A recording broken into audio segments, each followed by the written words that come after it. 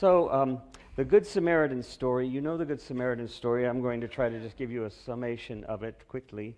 The rich man has come to Jesus and is asking what he has to do to inherit eternal life, and Jesus ends up telling him that it's the great commandment from the Old Testament to love the Lord your God with all your heart, soul, and mind. Love your neighbor as yourself, to which he asks the question, then who is my neighbor? To which then Jesus tells the story that we know as the Good Samaritan. And the story of the man who is making his way from, he's headed to Jericho. Jerusalem, thank you. He's headed to Jericho from Jerusalem, and he's on this road, which is a road that's frequently visited by thieves and such. And, of course, he's surprised and beaten, robbed, most everything taken from him, even his clothing, and he's left on the side of the road for dead. And then as the story goes, a Levite passes by, and then a priest passed by, both of them observing their holiness codes, both of them observing their purity rules and codes, their Deuteronomic faith. They're practicing to the letter of the law, and they pass on the other side. Then this interesting character comes along who's a Samaritan.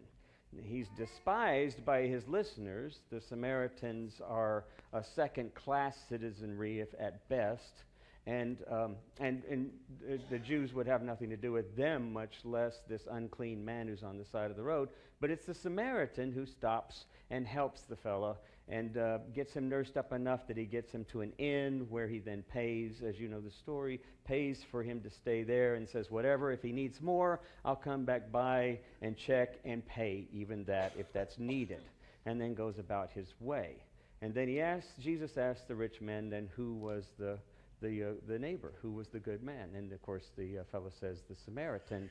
Jesus says go and do likewise. Very troubling because of who it was that ends up being the good guy in the story, number one. Number two, because it's breaking all sorts of codes and laws to help this unclean person in the first place. It's on the side of the road. So I just tell you that because I want you to hang on to that story. We're going to be playing around with that story more next week, but I wanted to introduce it today as we talk about this idea of let's go exploring. And my whole series that I was thinking about, Sharm and I were talking, and Sharm, incidentally, I don't praise Sharm enough. Sharm is amazing. You all know that anyway, but Sharm is, yes, you can, yeah. Yeah. Just came up. But she's just she and Brad and I are sort of the team now, and it's such a great thing to have, a great gift to have her, both her biblical knowledge and training, because she also went to seminary, and growing up Church of Christ, she had to memorize it verbatim, probably knows. And me going through seminary and then Methodist, I didn't, and so I jest, but only partly. Partly it's true. But so it's so good to have her with her. So we're thinking about this series, and I'm going to be gone a bunch because I'm doing some travel with Tim Brewster, the senior minister, and some other folks in Michigan. One of our members here has invited us to go to Michigan, some of the pastors, to do a week-long seminar, a Chautauqua series up in Michigan, where I'm sorry to say the temperatures will be high in 70 and low in 58. I'll be thinking about you on the 2 Sundays that I'm gone. But so Sharm will be filling in. But then I'll be gone again with the Irish trip so there was a number of Sundays we were going to miss, and we were thinking, well, how do we have a series through the summer if we're all going to sort of be hit and miss? And you are going to be hit and miss because you'll be traveling and doing different things. And so we decided this sort of exploring those things that give us joy, that inspire in us a sense of gratitude. But from the perspective of exploring, from the perspective of what is wondrous to you, or what might we seek out with some curiosity so that we might be open to discovery what is wondrous. So this whole series will be sort of a variety of things that inspire. And I'll share a few of them with you today to give you an idea of where this might go, and hopefully where it might go for you as well. A friend of mine, Kevin Kling, tells a great story. He's a storyteller friend of mine from Minnesota. He tells a great story of a time when he was about 7 or 8 years old, and his parents decided they wanted to go out. Hadn't been out in a while. They usually get a babysitter if they go out, but none of them were available. His father came in, looked at his mother, and said, "I've got Uncle Frank." And his mother's face turns ashen. Uncle Frank, he says, was known as sort of a loose cannon, a penny in a fuse box kind of character. and unpredictable. But his father said, look, I've tried everybody. Here's our option. We go out, Uncle Frank watches Kevin, or we stay home for the night and the weekend. And so, short time later, Uncle Frank shows up. And his father says to him, Uncle Frank, I want you to tell him some stories at night. Just kind of keep him here at the house, tell him some stories. His mother taps his father on the shoulder, and he says, wait a minute, don't tell him any stories. He's got books. Just read him some books to go to bed. And then they go out. And Kevin says about 10, 15 minutes later, his Uncle Frank comes into the room. It's getting, kind of dusk, and Uncle Frank comes in the room and says, Kevin, get your coat on. We're leaving. And he says that he ends up in this part of town in Minnesota, or St. Paul, actually. They end up over in St. Paul, where it's sort of a seedy kind of part of town. The sidewalk has weeds growing up from it, and as they're walking along, it's kind of a shady, dark sidewalk at times, and the buildings don't all look inhabited. But there's this one place that looks like an old theater, and as they're approaching it, Uncle Frank looks at him and says, this theater here, it was once a hotel, it was once a bar, a bordello, a bus stop. We're going in. And so they go in the back entrance. And when they get inside, there's about 50, 60 chairs set up and a makeshift stage up in front with curtains. And everyone's sitting and watching, kind of drinking coffee and just sitting and watching the stage quietly. The stage is open. The curtains are drawn. And Kevin looks up at his uncle and is like, what's happening? And he says, be quiet, just wait. And then all of a sudden they hear from behind the curtain this clunk, clunk, drag. Clunk, clunk, drag. Kevin looks up at his uncle. His uncle says, I don't know. And people are looking around. They hear the sound from behind the curtain, but they don't see anything on the stage. Clunk, clunk, drag. And it goes on like this for maybe 4 minutes. It's just this longest time of this clunk, clunk, drag. And then they see it. You can hear someone at the front that's off to the right, pointing off to the left, says, look, a boat. And just then, a canoe, a flat-bottomed canoe, the bow of it just starts to break the curtain to where you can see it. And then after about 2 or 3 more clunk, clunk drags, you start to see the front of the canoe, and you see a fella in the canoe with his oars, clunk, clunk, drag. And he's pushing himself across the floor of this stage, clunk, clunk, drag. And Kevin's looking at his uncle going like, what is this? Kevin, be quiet. You'll learn something. Clunk, clunk, drag. He said he watched for like 5-10 minutes as this fella dragged himself tediously, painfully across the stage. By mid-stage, the fella was beet red. He was perspiring profusely. The crowd was just starting to get restless. They were looking at each other like, what are we doing? What's going on here? When's the show begin? And pretty soon, as this guy continued to go through the middle of the stage, people began murmuring. People got restless. Somebody actually threw a paper cup at the guy. And then they started yelling at him. Boo! What is this? Get off the stage. What are you supposed to be doing? But he continued. He just ignored it. The paper came throwing at him, the wadded up programs, clunk, clunk, drag. And then again, clunk, clunk, drag. And after a while, Kevin noticed that his uncle wasn't even paying attention anymore. His uncle was talking to someone behind him. They were drinking coffee. Someone, I guess it was back in the day when you could smoke inside, they'd lit up a couple of cigarettes. And Kevin kept staring at the stage, watching this fella as he just tediously dragged himself across the stage. And he looked up, pulled on his uncle's sleeve and said, Uncle Frank, look, he's got extra oars. There are oars that are sticking out from the back of the boat. And that's when people noticed that this guy had actually gotten almost all the way across the stage by now.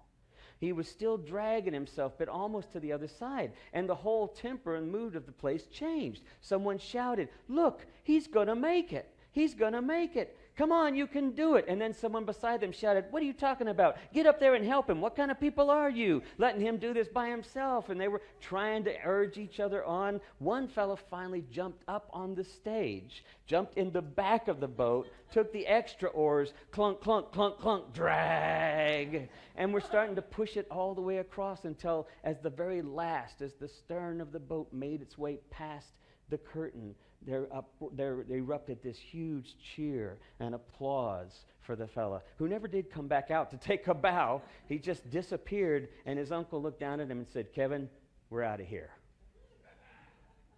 They got back home. He asked his uncle what that was all about. His uncle said, "What do you think it was about?" And Kevin said, "Well, I don't know. I was kind of surprised it took so long for somebody to get up there and help the poor guy across the stage." And his uncle said, "But Kevin, he was paddling on a stage. Why was he doing that?" And Kevin said, "I don't know. That was kind of stupid. But it's still, he was doing it, so people should have gotten up and helped him."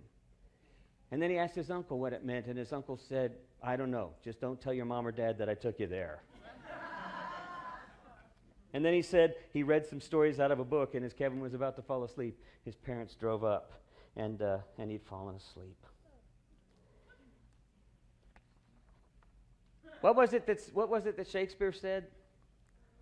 All of the world is a stage, and we are merely players and actors on it. Something like that. Is that close, Jakey? Yes. But not exactly right? Yeah, no, it's not. You're close. I'm close, though. Okay, okay. Okay, good. So this idea that all of life, I think, that I would suggest, is performance art. Now, I know some of you might take exception with that and say, "I'm not performing, I'm being genuine." But I'm going to say that you're performing. Your brain's performing with regard whether or not you're that conscientious of it or not. Now, you can be more conscious of it, and you can play your role differently. You can change your role some. You can even do some sorts of mindful activities that will indeed change the way your brain works. There's all sorts of things we can do that change how we connect with one another, how we interact, how we play out our lives in the stage of life. But the reality is that all the world is a stage, and we're performing on it. We are involved in performance art. And the sad thing is that we don't know it. We take that so much for granted that we stop paying attention to one another in a way that observes instead of judges.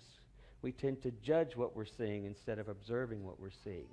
And then perhaps, even as Kevin's story, taking an opportunity to think maybe there's an invitation here, even if it's not said, to join in and to participate with one another.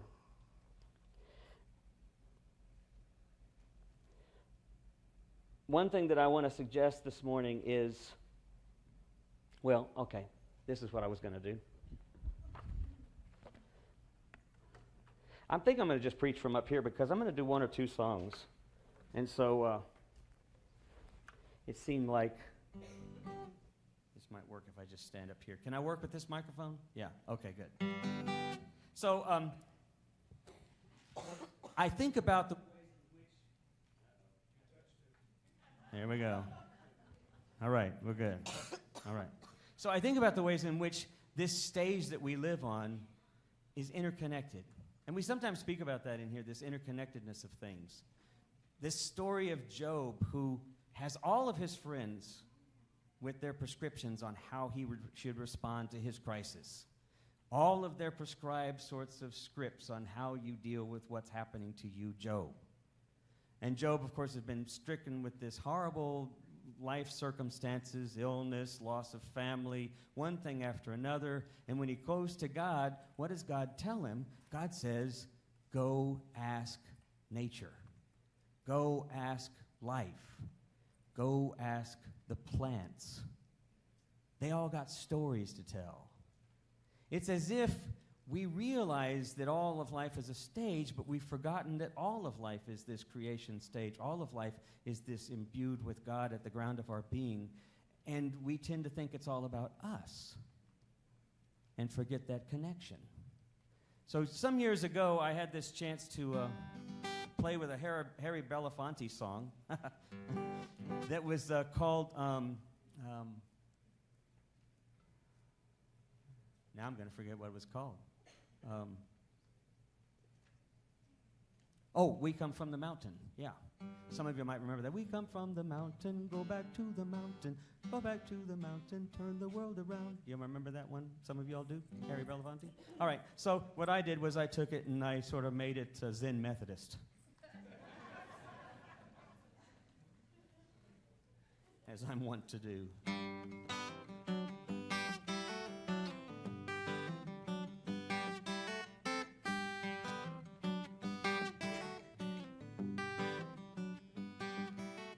We are like the rock at the heart of the mountain, tall, aspiring, and well-grounded.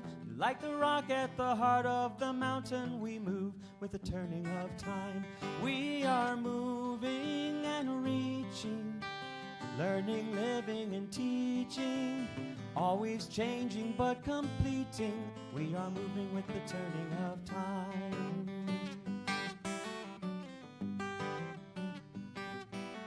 We are like the breath in the blowing wind. We move over the earth and we return again. But like the breath in the blowing wind, we must move with the turning of time. We are moving and reaching, learning, living, and teaching, always changing and completing. We are moving with the turning of time.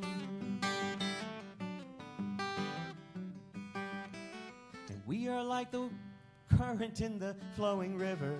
Each one of us, we are life givers.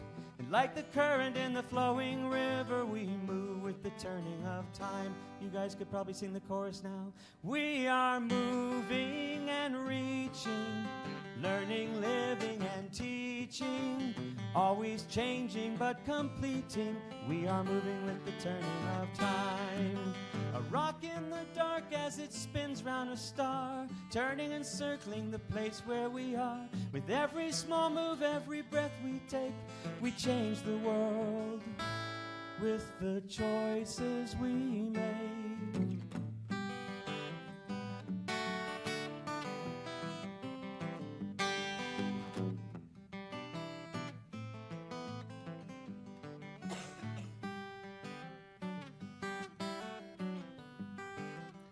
David usually has a smoking sax solo in there. Well, we are like the fire in the burning sun. We have the passion of what must be done. And like the fire in the burning sun, we must move with the turning of time. We are moving and reaching, learning, living, and teaching, always changing but completing, 'cause we are moving with the turning of time. We are moving and reaching, learning, living, and teaching, always changing but completing. We are moving with the turning of time.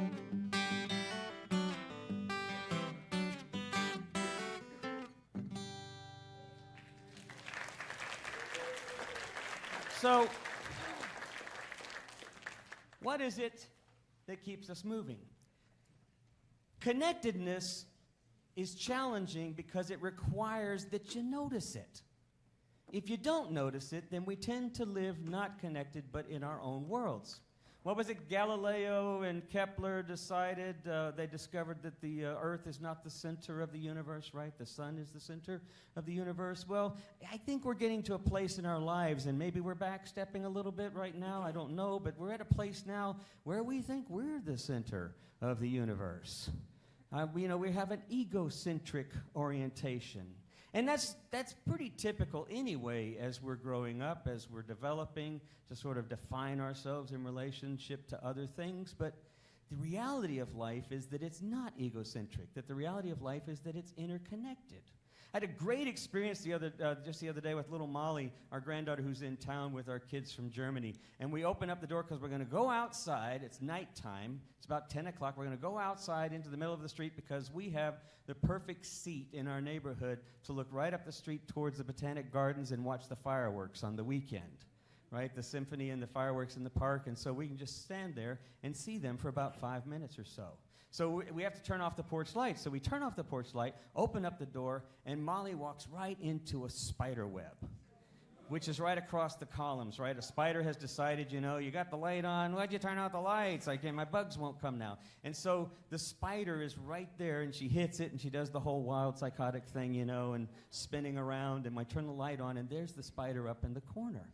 And she says, kill it, and actually, I think that was Linda that said that. I'm not sure.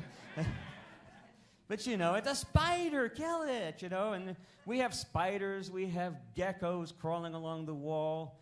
And my son says, if you kill the spiders and the geckos, then we're going to have mosquitoes everywhere. And we'll be dealing with the mosquitoes and the cockroaches and other things, It all is affected. I remember here at the church, we had a whole series of cat sightings, right? Feral cats. And we decided that we would get rid of the feral cats. Well, as soon as we did that, guess what we got? We got rats. We got mice and rats. And so they finally came up to, we all came to our senses, and we took them to the Humane Society and had them sterilized, and then brought them back. And so now there's cats living around and not as many mice, So, well, I don't remember what, you know what I mean. Sterile, yeah. Fixed, whatever. They all got... Yes, we did. We had the rats sterilized. Thank you very much. There's this interconnectedness, right? There's this interconnectedness with life. If you start to affect one thing, then it affects another thing. And here's the reality. It's the same thing with refugees. It's the same thing with people who are fleeing countries that are distraught with war-torn problems, with poverty, with all sorts of issues. We affect the world by choices we make. It's all interconnected. But what makes the difference, and this is what I began wrestling with when I was thinking about the Good Samaritan. Why did he do it? Right? Why did he do it? Now, I know some folks, I'm a rule-oriented person, but rules are improvisational for me.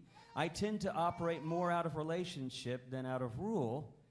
And so it's more defined by that openness and that willingness to see and to dialogue and to interact, to see where the connections are, and find the connections first and then move from that place. But that requires more effort, right? Rules are easier, and if you happen to be motivated more by fear than by curiosity, rules are very important because they sort of define things we don't have to deal with.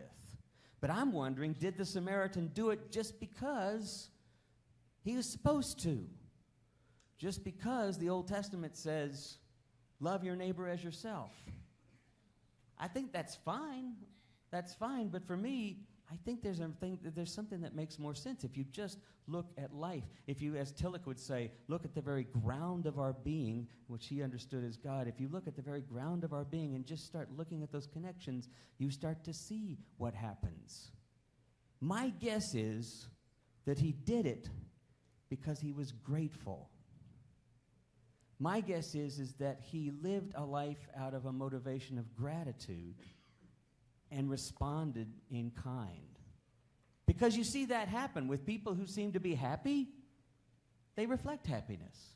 With people who seem to be grateful for things or find things to be grateful for, they reflect gratitude. Others, we reflect, and I say we because sometimes I forget to be grateful and I get real controlling. And we try to control the reality because the fact is the brain, science tells us that the brain is operating whether you're being negative or positive. That the neural networks are having a feast whether you're being negative or positive. They're still acting. So if you get into negative patterns, that's why your brain loves it, because it interacts, it's engaging those neural networks. And so they'll feast on that. You have to be intentional. But they also say, the scientists are showing now, that simply by being grateful, simply by practicing gratitude, you actually begin to change those patterns. You actually begin to release dopamine, my new favorite word, and serotonin. So that if you take Wellbutrin, you're releasing dopamine. If you just think of 2 or 3 things you're thankful for, you release dopamine. Maybe you need both. Sometimes. But here's the interesting thing. Operating out of a place of gratitude begins to change the way in which we interact with life itself. So my encouragement for you to explore this week, and I'm going to ask the band to come on up here as we finish with this great song by Macy Gray. As we go about the week this week and we start thinking of all these wonderful things we're thankful for, or these wonderful things that just fascinate us in life, I'm going to encourage you to start asking a question every day. Just try it. Probably a number of you already do this. I'm going to try it because I don't do it regular enough. Think of 2 or 3 things that you're grateful for. You know what the word grace means? The word grace, of course, we think of God's grace. We think of God's unmerited love for us as grace. John Wesley spoke of prevenient grace, that we can do nothing to earn God's love. Paul Tillich talked about it's God's acceptance of us. We simply have to accept our acceptance. Grace is all of those things, but here's what's interesting. There's this idea of grace also that's in music. And do you know what it means? You've heard of the term grace notes? It's just beautiful decorations. It's just extra stuff. So I like to think of grace as God's yes and. God's yes and. How many times can we do that this week? How many times can we just say, what am I grateful for? Science says all you have to do is even ask the question, dopamine starts going into the brain. Just force yourselves to kind of take a moment each day. We'll try that. And then join us next week as we explore the next thing. There's beauty in the world.